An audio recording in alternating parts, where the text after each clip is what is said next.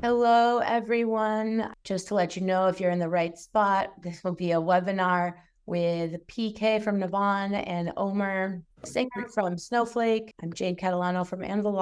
Really excited to have you here today. Looking forward to a great webinar. If you do have questions at any time, please feel free to use the Q&A or the chat function down at the bottom, and we'll slide it in. And if we don't have time to get it into the conversation, we'll definitely make sure to ask it at the end. We're going to go ahead and get started with Omer and just kind of chat about, I'd love to hear about your background, Omer. What got you into kind of the data world of security and on this track of pushing the security data lake? Yeah, so I've been in cybersecurity for about 15 years. Had a chance to be on both sides of the trenches. So I got my start in MSSP doing security consulting. And I was on the other side doing intelligence gathering in the military, and I went back to the defensive side and built kind of an MSSP SOC practice. And I built it on Elasticsearch, which was interesting at the time, kind of like that was the standard practice. And I didn't really think about what we were doing as a data problem. We were thinking about attacker TTPs. We were thinking about what kind of interesting correlations can we do in our searches. And it was only when I got to Snowflake that I started thinking about cybersecurity as a data problem. At the time, this is back in 2018, I didn't know what a data warehouse was. I didn't know what a data lake was, but I was right away excited by this idea that, okay, somebody built this technology where you can send it as much data as you want, and it's never going to run out of space. Storage is going to be cheap, so you don't have to worry too much in advance. Like, is it worth it to collect this source or that source? You can just kind of put it all in there, and it'll scale. And if I have a situation where I need to ask a tough question, I can also scale it up and get that answers quickly. But if I'm not doing like a threat hunt or I'm not doing incident response, I can also scale it back down. And that blew my mind. That was back in 2018. And what we did at the time was we kind of hired developers to build a security layer on top of this kind of data warehouse, data lake platform, so on a cloud data platform. And that kind of became our SIM. And that was really interesting because it was something that I didn't see a lot of other teams using Snowflake as the home for their security data, but it kind of worked. And we started thinking about, okay, well, what else can we learn from the data world? And we started talking to data teams. We started asking them, hey, how do you collect data? And there's a concept called ETL and all these different ingest practices to bring data into a data lake. And then how do you ensure data quality, and how do you run your analytics, and how do you report on things like metrics? And we're just learning so much from the data side of the house that I realized there's really something here, and there's a big opportunity to do better security by thinking about it as a data problem. And since then, I think the biggest thing that's changed is there's this amazing ecosystem that's come up to make it much easier than it was. So, like, we're not the only people now saying cybersecurity is a data problem. It does seem to be kind of consensus at this point, and it's also just much easier to take this approach because you have vendors like Anvil that just off the shelf deliver as a SaaS security wrapper for the data platform to turn it into that security data lake. Thank you. And so bringing it back a little bit, if people are still on what we might call a legacy, or I'm starting to call it old school because I'm sick of saying legacy, SIM or data warehousing. I was at Splunk for 10 years. And so we saw this morph. Before they had a SIM, we had security people coming over saying, hey, we've just wanted all of this data all of the time. We want to be able to search it. This is awesome. And then that kind of morphed into kind of what you were talking about, how do we create security on top of data? So can you go into a little bit about what that evolution was in, Snowflake is obviously doing it differently. And the security data lake that you're talking about is very much different than what we would call the legacy architecture of, a data platform and a SIM on top. Yeah, I think there's a few important differences to realize, and a lot of this comes down to architecture. I think sometimes security teams can rush to use cases and kind of the things that they want to do with their tools. And with a SIM, it's really important to understand the architecture and how is it built, how is it doing what it's doing. because that's going to have a ton of implications. And we are talking to a lot of Splunk customers. I think there is a lot of challenge there. And I think a lot of that comes from just what was this technology designed to do, or was it designed to run?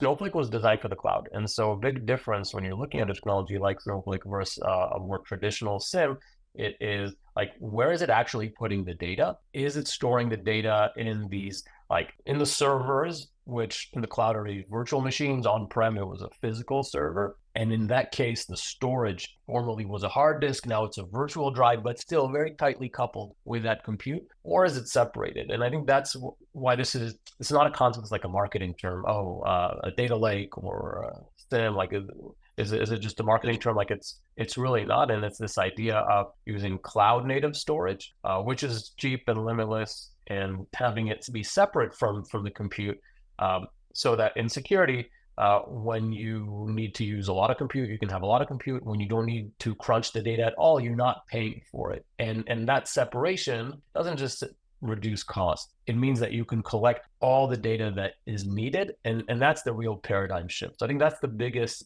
difference. And then the idea is also, well, who's implementing that rules engine, the content, et cetera, on top. And I see that PK joined. So, hey, man, it's good to see you. Hey, folks. Good to be here. Sorry, Slate was an unavoidable situation.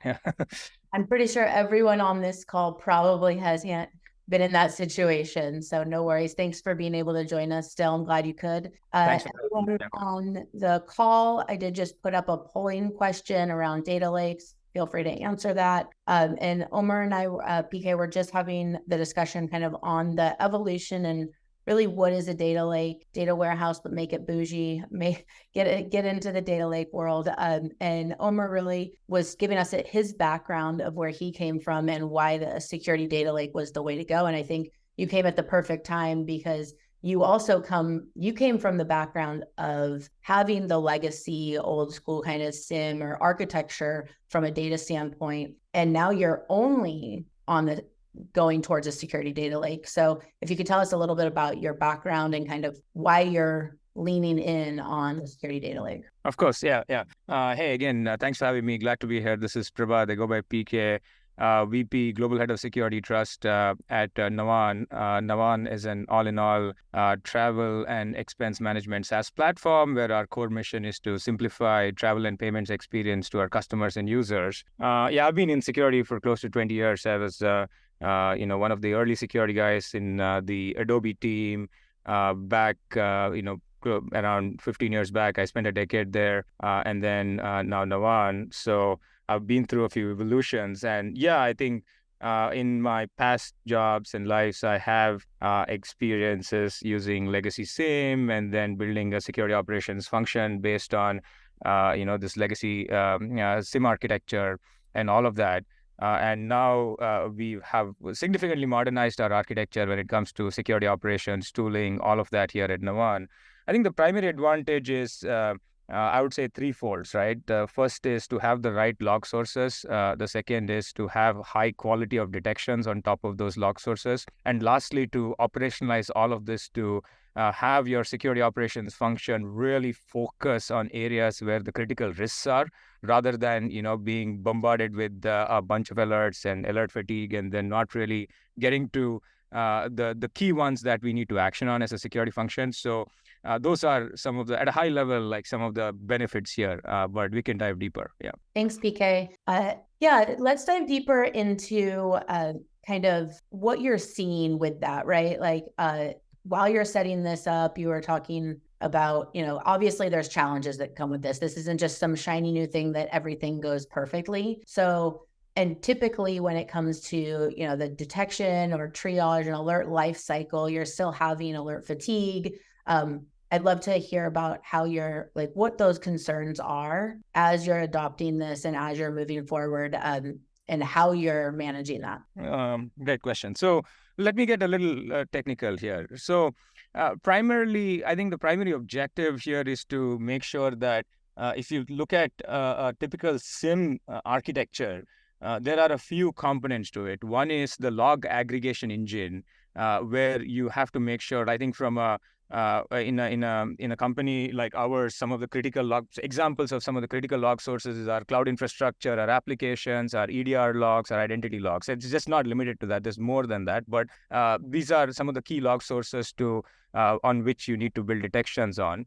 And then in addition to that log aggregation engine, there's a detection engineering platform that needs to run on top of these log aggregation workflow, where you can work with some expert platforms where you get out of the box detection, so that you don't have to build it from scratch, and then you have in-house detection engineers to customize this to your specific business needs. And lastly, an automation kind of a workflow on top of all of this to automate your security operations workflow to make it efficient and effective, right? So the technology stack is pretty much built on these three key principles, if I may say so. And the challenges are, the ultimate goal of the detection and response function is to have the ability to detect and respond to security events in a timely manner, right?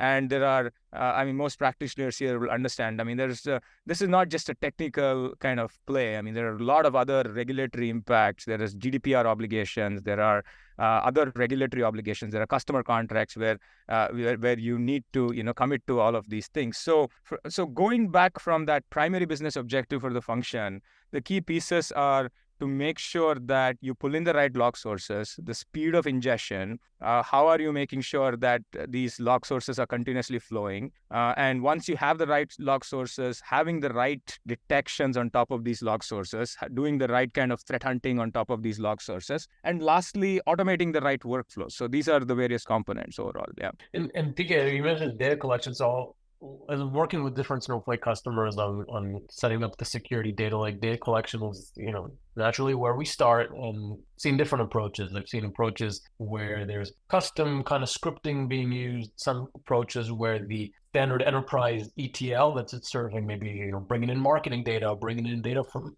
sales solutions, etc., is then also applied to the security sources. And then in some cases, it's off-the-shelf security tooling that comes with these integrations kind of off the shelf, and maybe can be expanded. Like what are you guys finding to be the most effective, or is it a mix of those three? Yeah, I think I can get into specifics here. I've spoken about this in the past as well. So yeah, we use the Snowflake data lake to pretty much to stream all of the log sources, critical log sources on the security side. And on top of that, we use AnvalLogic, which is the detection engineering platform where we get these out-of-the-box detections that are mapped to MITRE. Every morning we can go look at, okay, there is a particular threat actor, there's a particular threat actor that we need to track, there's a particular threat that we need to track. MITRE comes up with something new, and then we make sure that those detections are available. And then on top of that, we also have a detection engineering team that customizes some of this to our kind of business objectives, right? So because context is very critical in security, because you can get all of this, but like kind of putting that all together into our business context and our kind of customer expectations and regulatory expectations are very critical, and that's where the in-house team comes into play. So it's a combination of leveraging kind of expert technology partners and our internal detection engineers, right? Stitching all this together. Yeah. And I know, obviously, Navan, no security is created the same. So you obviously have specific things that you're looking for. I'm wondering if you can give them a concrete example of being able to implement everything that you're talking about and how you're getting those results. Yeah, I think I can talk about a few examples. So let's talk about the threat actor like Scattered Spider, right? For example, like I was speaking to some folks in Mandiant, and they have a lot of threat intel around this particular threat actor. Now, looking at kind of IOCs and TTPs that kind of link to this threat actor, and do we have the right log sources to kind of detect those indicators of compromise, and then kind of have the logs to do threat hunting to kind of fish for some of this stuff. That could be one of the specific example, right? And then, of course, on the cloud side of the house, on the AWS side of the house, there are several things. There's several things on the infrastructure, on your storage layer, on your compute layer, where, things like some of your critical, just to give a very high level example, some of your critical buckets that has IP, right? Do you have the right detections to make sure that they're always staying at a desired state? And can you identify deviations from a desired state? And it doesn't take long, right? I think in security, it's a matter of like minutes, right? If the deviation it happens for a few minutes, and if unfortunately if that gets exploited, that vulnerability gets exploited, it could be a severe impact. So this is what I'm talking about. Yeah. And reminds me, one of the things we do at Snowflake is we do quarterly red team exercises. So you mentioned the example of Scatter Spider or whatever is kind of top of mind. We do red team exercises to simulate attacks like that, and sometimes it's purple team, but I like the red team approach even better because it keeps people on their toes a little bit. And we don't even let the SOC team know that we're running this exercise. So only kind of some people at the very top, and not the team that's doing the monitoring. And what we have the red team do is keep track of exactly what are the different attacks that they did and where they did them. And we kind of turn that into a checklist. And depending on kind of how it goes, we'll either consider, okay, well, we caught it early or we caught it too late. But either way, we'll go and we'll review that kind of steps that they took, consider it as a checklist, and it's a kill chain, right? We can work down and see what could we have detected here. Well, here they dropped an executable on a certain server. Well, do we have the logs that show that kind of file creation? And here that server executed that application. Do we have logs for process creation, right? And then if we have the data, well, do we have rules in place that would tell us that, hey, this is something that we should be aware of, maybe to connect that process creation then to network connection that is goes out to something that is maybe unusual, right? We don't generally see IOCs in these red team exercises because it's infrastructure that's usually stood up from scratch. But at least we can see the TTPs, and that stuff is much harder for attackers to change up, right? It's pretty consistent over the years even. And that gives us a chance to see, do we have both the data and the detections in place in order to catch those kind of attacks that are prioritized in our threat model. And obviously data is where everything starts. And I think that for a long time, we've been saying all data is security relevant. But I would say now, and I think Omer, you and I feel the same on this, that it's how do you get value from your data and what data is relevant to you? So if you could talk a little bit about how you actually make sure the data is quality and you have the coverage and you're bringing in the right data and the data sources before you can even start to have the detections that you need. Yeah, so for me, it's hard to make like sweeping statements about all data, and it's more about like a mentality, I think, where I do encourage the team and customers that I talk to not have like a hoarder's mentality, right? Sometimes that is kind of the approach where, look, we know that these are 36, maybe 100 different sources, that everything that's generating our data, and let's start by bringing all that stuff in, and then we'll figure out what we do with it. And I try to kind of advise, don't take that approach. Start from the use cases and work backwards, right? So maybe eventually all those sources will be relevant, whether they're security sources, maybe they're more contextual sources, right? You might have data sets like HR data. I definitely see a lot of use cases using when somebody joined the company, when somebody changed teams, when somebody left the company, because there are all sorts of things that are okay if somebody has been with the company for a while, but if they're brand new or if they're no longer with the company, then that same activity becomes definitely something that we want to look at. So starting from those use cases and then working backwards to the data sources that are relevant to support those detections. That would be the approach I would recommend to decide which data is relevant. Yeah, I would like to chime in on that, right? So the approach that, I've adopted various approaches, but the one that has really worked for me in the past is it starts with knowing your attack surface. I think based on your business, it's absolutely critical to kind of map out your entire attack surface, right? It could be your application infrastructure, your endpoint, your kind of email gateway.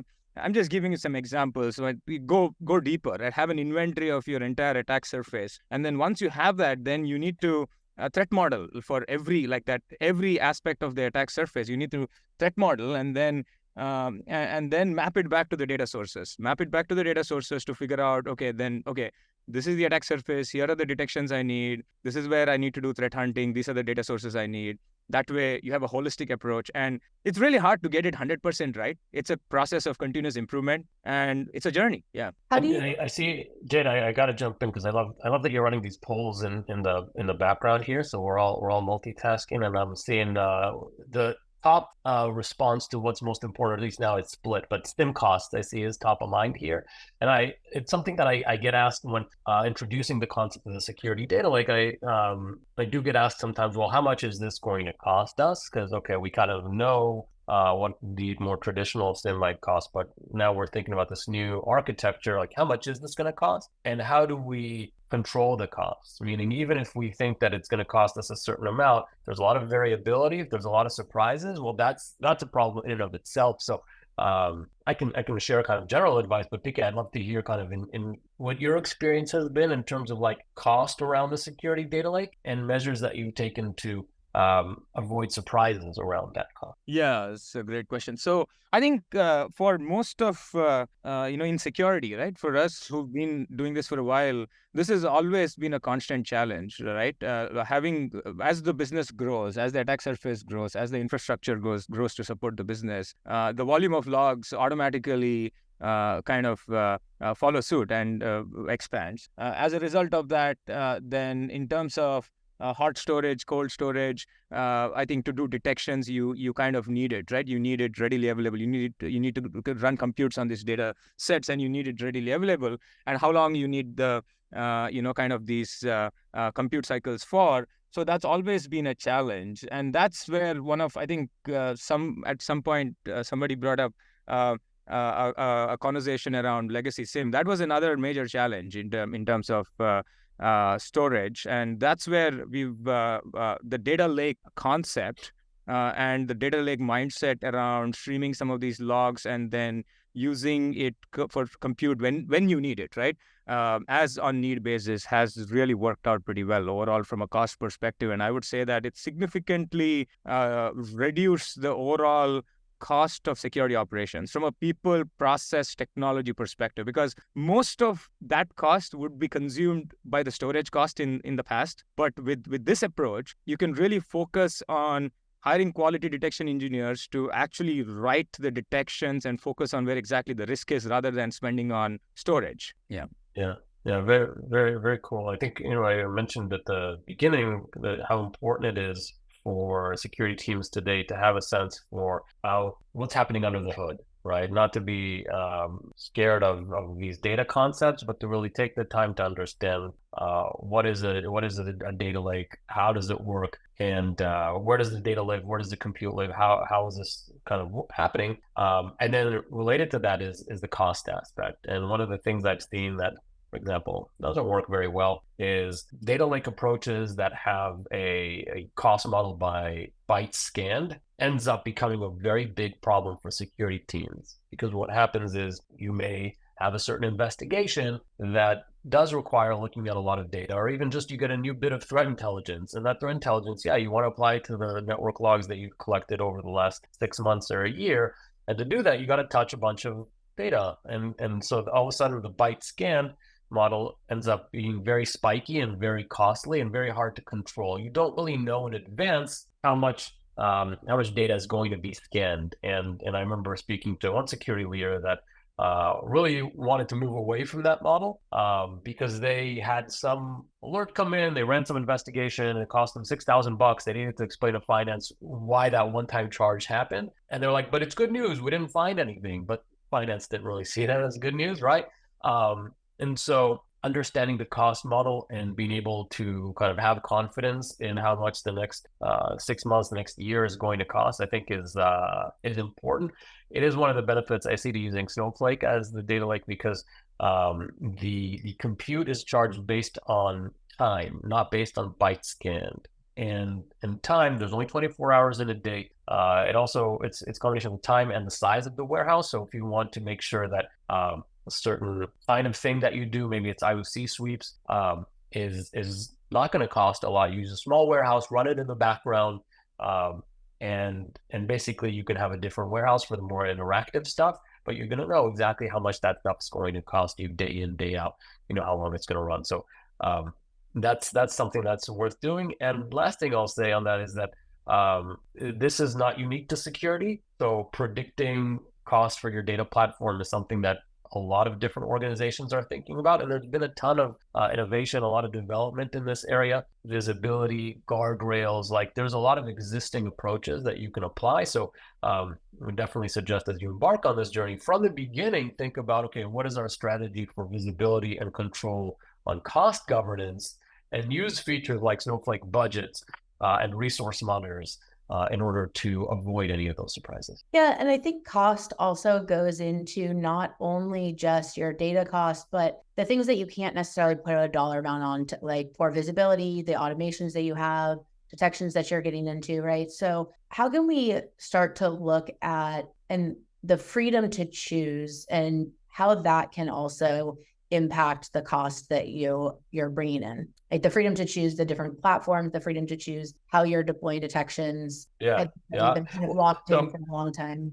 So I think Navan is fortunate in that, PK, you were able to get it to a place where like you are living in the future, right? You have that kind of modern data stack serving your security program. I also work with security leaders that are only aspiring to be where you are at, and they still have an on-prem instance of their SIEM, then they have a different SIEM for a cloud SIEM, and then now they're thinking about a data lake and the idea that, okay, do we have to rip and replace? Do we have to tear down all the stuff that we've done in the past and move forward? That's oftentimes a non-starter. And then you kind of get locked into this very pricey and very limited approach of the past. So Jade, I think the freedom to choose and being able to say this specific use case I want to run in a data platform that is 90% more cost effective, but only this use case because this is what I'm ready to start with. I think that makes this a much more feasible thing. So you start locking in savings on certain use cases, and over time, as kind of the organization gets more comfortable with the approach and kind of maybe the data pipeline aspect matures in the organization, et cetera, then you start shifting stuff over and increase the savings gradually over time. Yeah. Well, thanks. And PK, I know that you're there and you've worked with your team to get there, but what advice would you give to the other teams out there if they haven't made that transition, if they're still hybrid? Because sometimes bringing the team along to help them understand that the workflows aren't going to impact any of the productivity or the detections that they've already done, or they're not going to have to redo all their work. What advice would you give to help those people understand that transition? Yeah, I think the first thing that would need to happen is to make this as a business priority, right? I mean, just to round up what Omar said, it's for folks who have, kind of data in multiple locations, in on-prem and all of that, to actually modernize this entire architecture. It's not an overnight thing. I mean, there are, of course, players like Snowflake and AnnualLogic make it easy, but it's a long process. I mean, it's a project. I think it needs to involve multiple stakeholders in the business, like business technology, IT operations, in some cases the data teams, in some cases the engineering organization, and all of that. So I think starting with that buy-in, with keeping the end goal in mind, and the end goal is two things, right? One is over the period of time, this is a significant cost reduction, efficiency in operation, and the other one is improving your security posture, right? It's improving your security posture to actually work on exactly where the risk is and not,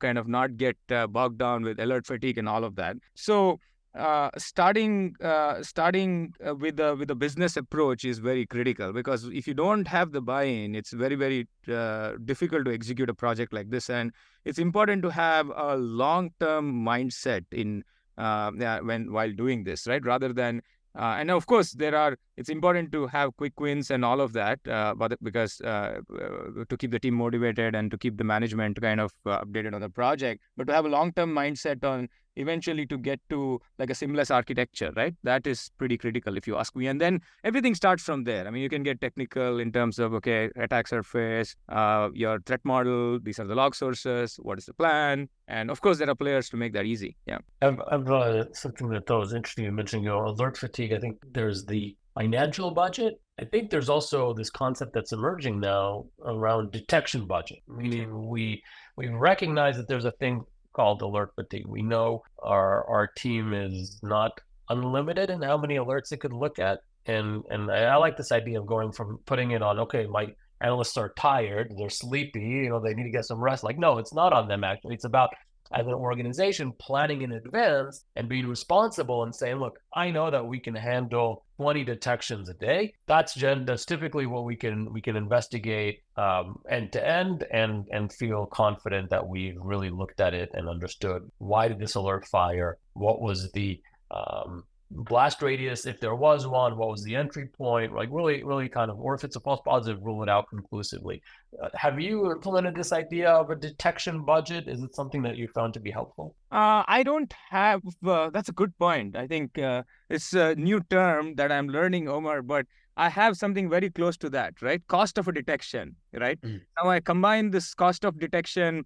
We do report on this. There's a metric that we report on this, on how we are improving our detection engineering capabilities from a coverage perspective across the attack surface. And the second one is efficiency, right? Because operational excellence is just critical for every business role. And in a way, I also look at security as a business role. So from that perspective, how are we reducing the cost of detections, right? For like building detections over time. And I like, if we combine the two, I think that is the detection budget. Maybe I should think of that. Yeah.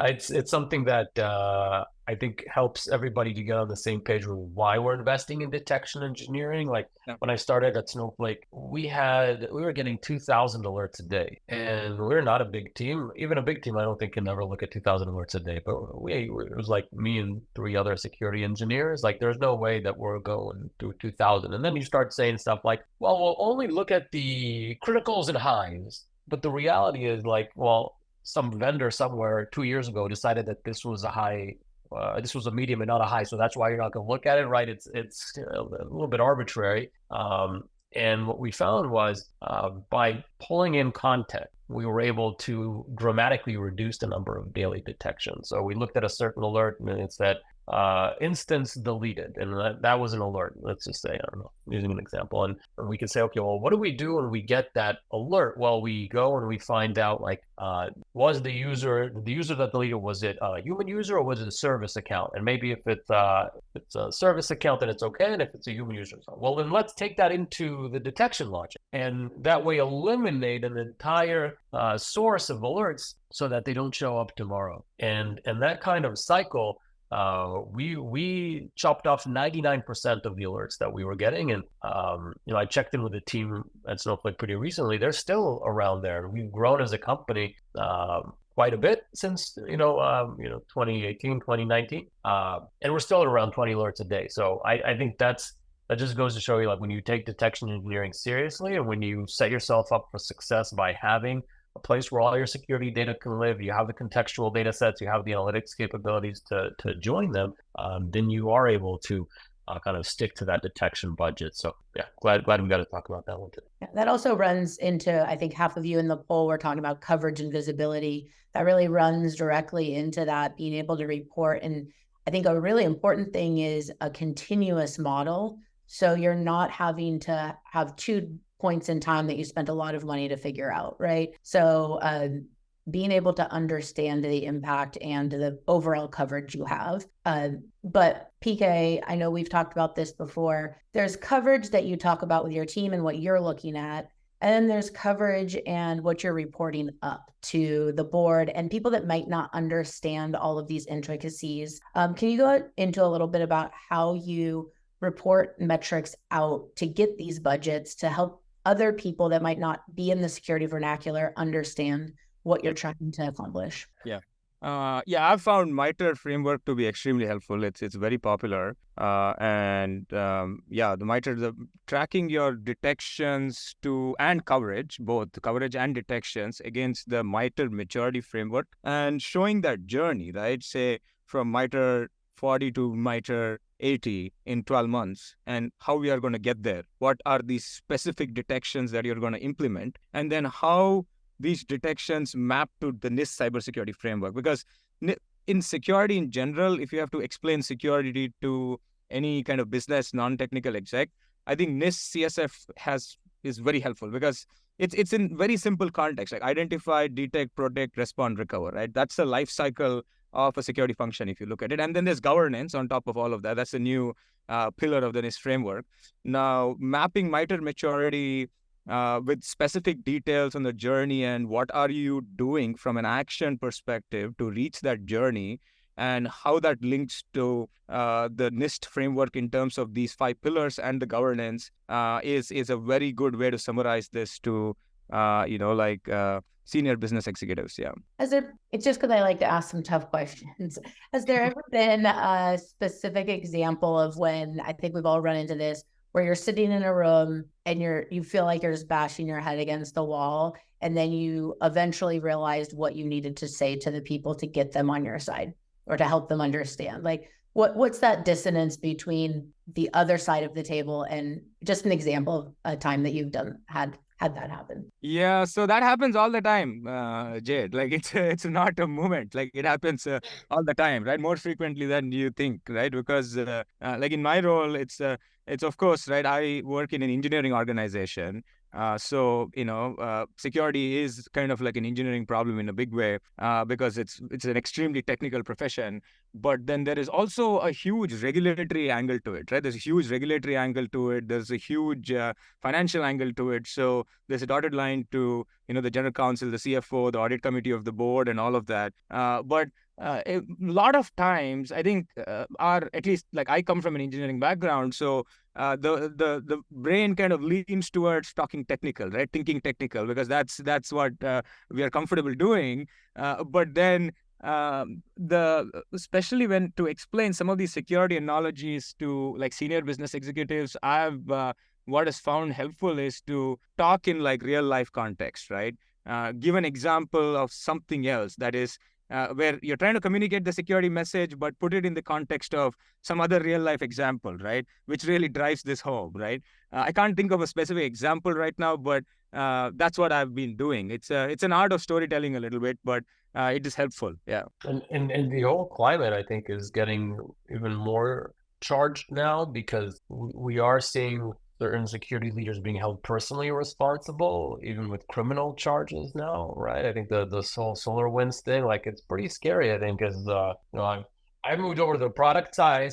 I sleep well at night, but you're still there, kind of on the front line, and you need to sign on these audit reports and stuff like that. Like, how has that been? Like, how do you feel about that development and kind of personal liability? And can you tie the SOC architecture, where Navan is really on the cutting edge of the security data lake SOC architecture, to maybe helping you to mitigate some of that risk that you're personally facing as a security leader today? Yeah. So see that, Omer, the liability always existed. It's just that it's coming into the forefront now with some of these recent cases that have happened, but it's already existed, right? And I mean, that's kind of, it comes with the job. I think that's how I see it, right? I mean, you take up the job, you are aware of this, right? It comes with the job. You got to live with it, right? That's the job. But yeah, in terms of the good thing is it's created an overall awareness in senior circles, right? In senior corporate circles about security, and especially in, like, it's a board level topic now. It's a very serious board level topic where they really want to understand, are we, like, what is the risk landscape? Do we have the right mitigations and all of that? And then there is also a whole wave around having cybersecurity expertise in the board, so which is probably a positive thing for security professionals in the future. I just see that a lot of security leaders taking board seats in the future, because if this becomes a mandate, then there's no other way to do it. There's not enough professionals with that kind of experience, so it's good for the profession in a way. So those are some of my thoughts around it. But yeah, I think from linking that back to security operations, SIM, and SOC and IR, that is one of the most critical functions in the security organization, if you ask me, because our ultimate job is to defend, right? I think making sure that we defend our organization. So that kind of links directly into the SIM and SOC kind of architecture and workflow, and it kind of links back to what we were talking about earlier, right? The quality of detections, the fidelity of the data, the quality of detections, so that your analysts, I mean, nobody has unlimited resources. All of us are, kind of working with limited resources. So we need to make sure that our analysts and responders are working on the right things. I mean, are they focused on the right things? I ask this question every morning. It's so important to ask that question, right? Because you can be focused on 100 things, you miss one right thing, and then that's it. So that's where the quality of the detections, to make sure that you get the right alerts, and continuously thinking about this quality of detections, and kind of working towards that uber maturity state, right? And making sure that you align when there are technology transformations in the business, and apply that as well, context around the business and all of that. So that's how it all links together. Yeah. Interesting. And have you found that kind of the end logic on Snowflake stack helps you to quantify some of the progress that you're seeing, right? Because you're definitely kind of working towards a vision and kind of coverage, being in a position to detect things. But is there something that's putting a number to the progress that you're making? And is that something that you're then able to kind of reflect onwards? Yeah, in a big way, Omar, in a massive way, if you ask me, right? Especially from a reporting perspective. And the beauty is that I'm able to arrive at some of these very specific metrics. So I would like to keep it simple, right? I would primarily focus on like two pillars here. One is moving the security agenda forward, right? Improving your security posture, right? Which is the primary objective of my organization. Second one is operational excellence, right? That's where efficiency, effectiveness, cost reduction, and all of that. Now, for the first pillar, I mentioned about MITRE and NIST, right? We are able to specifically show progress on how we are improving our detection capabilities, our response capabilities, our mean time to detect, mean time to respond, all of those metrics, right? And in terms of the operational excellence piece of it, where we can talk about very specifically how we are reducing the cost of detections over a period of time, and we are able to improve the volume of detections deployed and see the cost come down over a period of time. So that's the metric that I track and report on. Yeah. Very cool. Yeah. Awesome. I think we're coming up on time. If you have any questions, please put them in the Q&A or the chat, and we'll go ahead and make sure we ask them. As we're waiting, PK, it was funny. I thought of an analogy that I think someone else, I'm sure I heard it somewhere else, of explaining alert fatigue to people that understand they've heard this term, and you get a lot of alerts, but what does it mean for me as someone outside of security? And it was, if there's fire alarms going off, your smoke detectors are going off all the time in your house, but there's no fire, but you also can't ignore the smoke alarm going off because that would be really annoying to have it go off all the time. So you're either going to bash it in and not be protected for the fire, or you're going to go find it and change the battery every single time, or try and get the smoke away. I thought that was that's a good one. Yeah. Good analogy for why alerts are so important, but the alert fatigue happens and then you can't find the right alert. Or when the fire happens, you're probably, I mean, I remember in my building, the fire alarm would go off all the time. And I stayed in the building a couple of times because I was like, you know what? And I don't want to go out on the street. It's 2:00 in the morning. There's not a fire. But there could have been, right? So I think that's the idea of people capturing the alert fatigue in their brain a little bit better. Yeah. All right. Do we have any questions coming in? I think I have. How are you managing retention is one of the questions I received. I don't know if this is for Omer or PK, or if either of you. I can share in general how I see customers manage retention on PK if you have any special stories around it. So one of the big advantages to the security data lake model is that there's only a single tier to manage. So wherever I see a hot, warm, cold, frozen archive, whatever, that to me is, okay, your technology is not meeting the scale that you're at.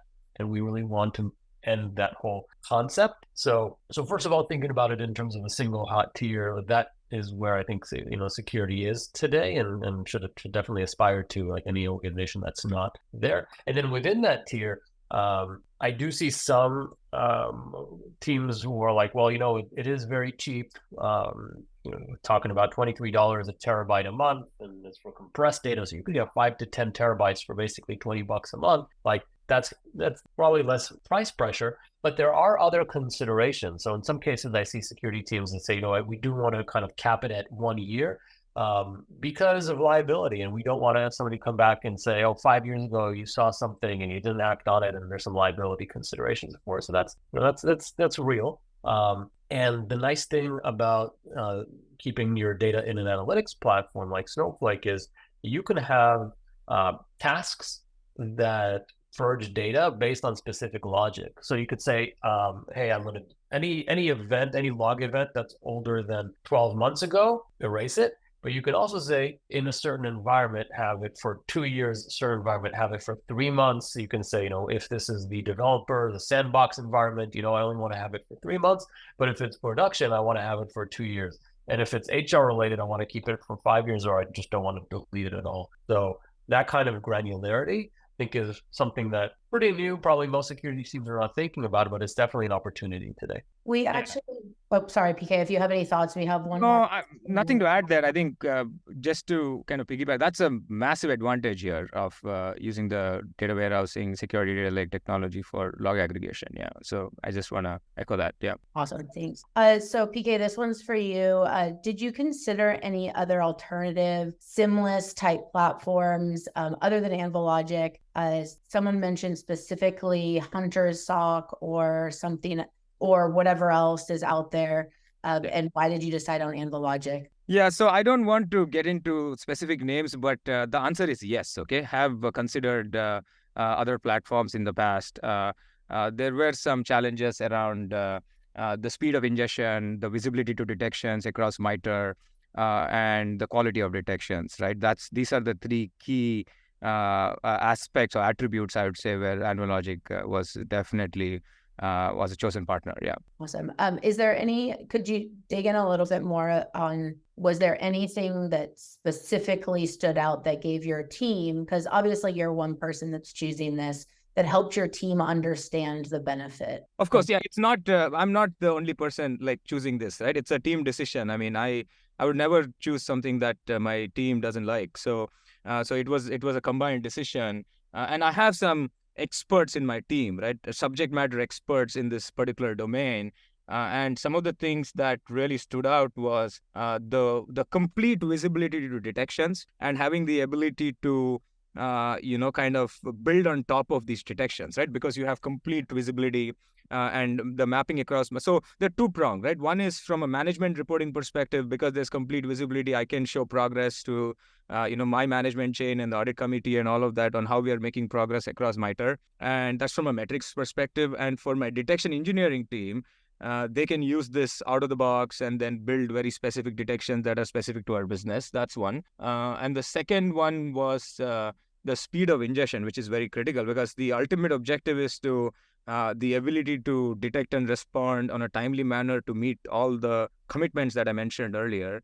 Now, that is the primary business objective. So the speed of ingestion is very critical, right? Because if you if there's an event that happens and if there is an alert that gets triggered, say 15 hours after it happens, it doesn't work, right? It needs to be aligned with our commitments. Yeah. And I just want to add another anecdote from customers that I've heard kind of choosing AnvilLogic, and we are seeing a lot of Snowflake customers choosing AnvilLogic. I think one of the things that get mentioned is AnvilLogic is not a black box. There's the explainability. There's ability to go see, okay, well, why did this alert fire? And I can actually see the logic there. And if I want to adjust it, and I want to adjust it across multiple sources in order to improve the fidelity or voice and false positives that are maybe unique to my organization, I have that flexibility. So I thought that was an interesting story that one of the customers shared with me. Thanks. And before I wrap this up, which we'll do right now and say thank you,